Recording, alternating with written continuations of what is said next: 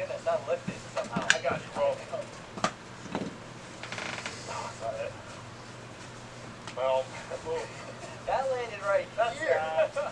That's sad. Oh, we can come back now. Yep, technically.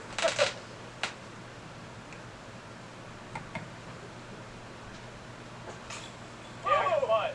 Dead center, baby. Come back started. Yeah, it's a tough putt. Great putt. Yeah. Hit that box. Hit the box. That'll work out. The ace train might stall right now. Oh! Oh! So good. I'm going. Decent. We need aces.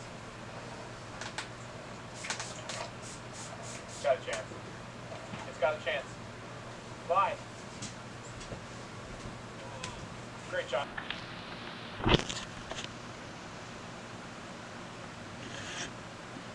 Well, they say the trial now. Get like clarity because I think like your testosterone. Well, hold the yellow line. Actually, doesn't. He's left about half the cars then. Cars width rather. As he comes through to cross. Now that was a bit nasty actually. Well after the transition, which is always tricky, coming off the legs. Just got a little squirrely. Managed. WeatherTech Sports Car Championship. Competitive running for the first time in 2025, and it's qualifying for the GTD, a completely separate class now for 2025. Elliott Skier has the Porsche of Wright Motorsports on pole position by a scant 0.024 of a second as the checkered flag will come out. And the Belgian team, the Belgians on the pit lane. And that is that takes you a row further back. That's Valentin Hatzclaw in the number 19 Aston Martin Vantage, and it's an all Aston Martin row number 4. It's Zach Frobisher for Hartner Racing team was another half a tenth further back. A quarter of a tenth puts you another further row back for Inception and Fred Scharndorf, who had the best time for a wee while early on. 9th position for the number 70 Ferrari, and it's an all Ferrari row 5 with Daniel Serra. Conquest Racing, a third of a second. My goodness, this is ridiculous. In the next spot, it's the Iron Dames, 0.022 seconds further back, just outside the top 10 with James Collado for Triazi. Oh, fully 2/10 of a second further back in the Triazi car that did go out. Then it's Magnus Racing, Turner Motorsport, AF Corsa, DXD, AWA, Gradient until Bechtelsheimer was just behind Ori Fadani. Then it was Lone Star Racing, Chetala, Roberto Lacorte further down the field than he would have liked. Custodio Toledo in the number 50 Ferrari, the last of the cars that went out to set a time. Remember, no Eddie Cheever and the rest of the 023 car. Now we know we're going to get our pole sitter into the pit lane. It'll be Elliott Skier for Wright Motorsports. I'm just looking to see where that car might be. And it is being pushed, it's being driven into there, and that there was a little bit of an Austin Powers golf cart type shuffle to get it in there. Now Nick Damon is down there. We may have to wait for our TV colleagues, or have you managed to ease your way in without? So we'll give due deference to the TV. No, I don't think so either at this stage. We'll have our intrepid pit reporters keep us up to date, and those of you listening in as well around the track can give us some great intel from the different parts of this circuit. Now, the good news is if it should start to come down, we did have some running in the wet last week in the Roar before the 24, so it would be a complete journey into the unknown. But this is qualifying. This is the time we want to see these cars just turned loose at their very, very best, and to see them at their fastest. And hopefully we get the weather to cooperate so we get a chance to do just on Speedway and experience the Rolex 24. The messages coming in at IMSA Radio as we go green for the second of the GT qualifying sessions. We move into a bit of the unknown here. We've got the GTs, GTDs and the GTD Pros split apart with 15. Now, I I do not want to hear any GTD Pro driver here complaining about not finding any track. Work together with your teammate by all means, get the draft, but oh, I came across traffic and it ruined my lap at 15 cars when we've just had 21 cars on the track. I'm sorry, that's not going to fly. They'll come back at you and say, this is the largest GTD Pro field we've ever had in the history of the class. So by comparison, this is more traffic than they're used to. I think we have a car around. I think it's the number 75, 701 car. Oh yeah, that's the International Horseshoe. Was that who is in the Kenny and Bull car? It's Maro Engel who took the 75 Express car, as they're calling their team this year. Kenny will be off to Bathurst after this one. He's got a house on Conrod Strait. I'm desperate to find out which of these AMG chassis he's going to bring down. He did have one in his penthouse apartment that he actually brought out and raced again. So very, very interesting to see Kenny. He's an absolutely brilliant individual. What a personality and a superb advocate for the sport globally. So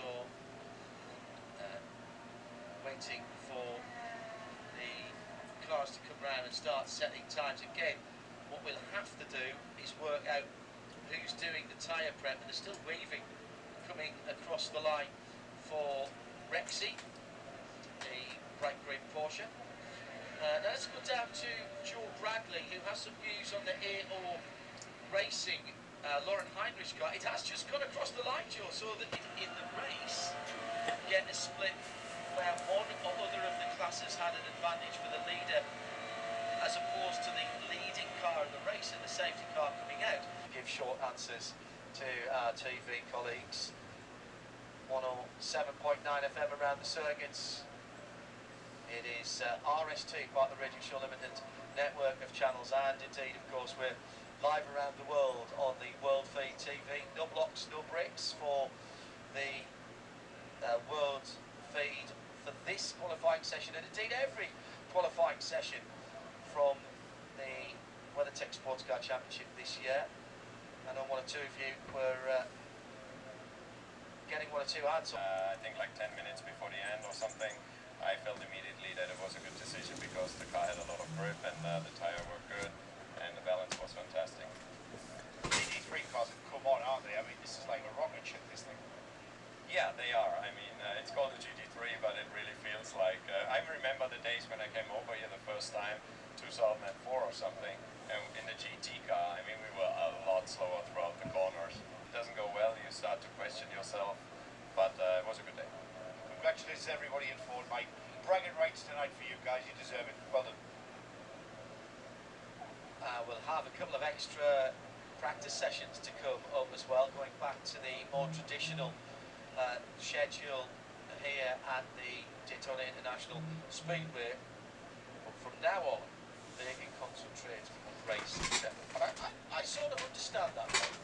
I would say so. That's where the big prize is paid. Of course, as Mike alluded to, you want to be in these fruitless state he's standing right now come Sunday. It's nice, and you get to win the press release, if you will, here, early in the week with the pole, especially sweeping the front row. But ultimately, everyone's here to win that Rolex watch. And look, they've got a great chance to do it.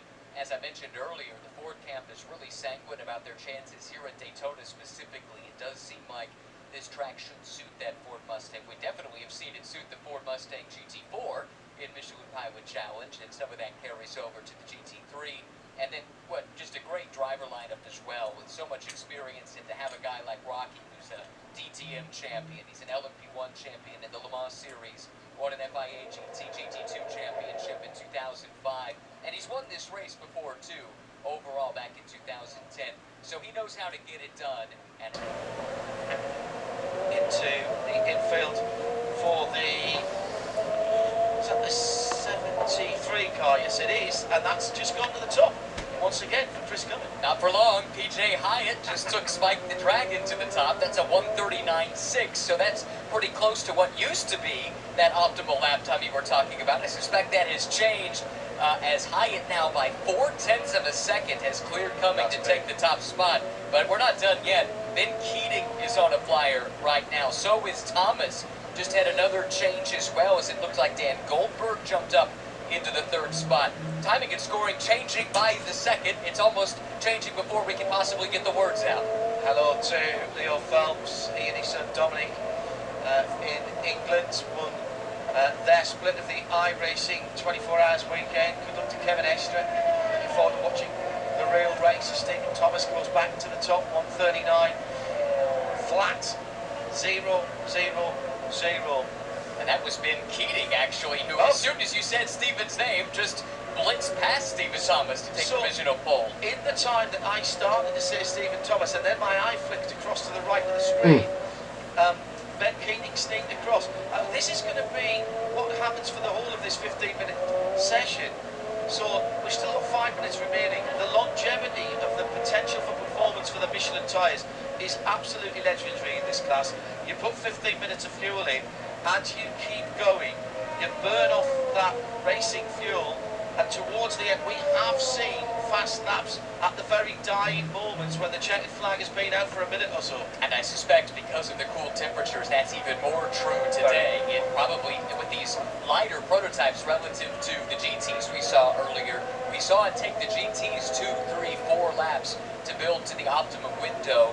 It'll take even longer with the LMP2s, and right now we're starting to hit that sweet spot. Can anyone get sub 139? That's what it's going to take, because Ben Keating said a 139 flat. There are a few that are close, and we'll see if anyone can get it done. Dan Goldberg, United Autosports 22. They've been quiet. They didn't have the season they wanted last year. Up to second, just on a tenth away from Keating's 139 flat, 139.091. Do you know, in most forms of commentary, motor racing that I do, the play-by-play, the commentary on, I never bother going past the first number after the decimal point.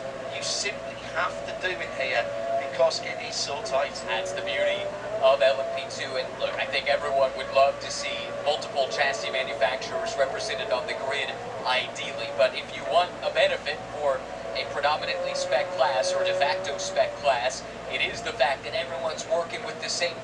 Keating by 91 thousandths, but can't rest on his laurels just yet. A few fast laps underway, including perhaps from the 43 of John Field, the 2002 American Le Mans Series LMP 675 champ, back in the paddock once again. And welcome back to John. I have been around that long, and the races between the lightweight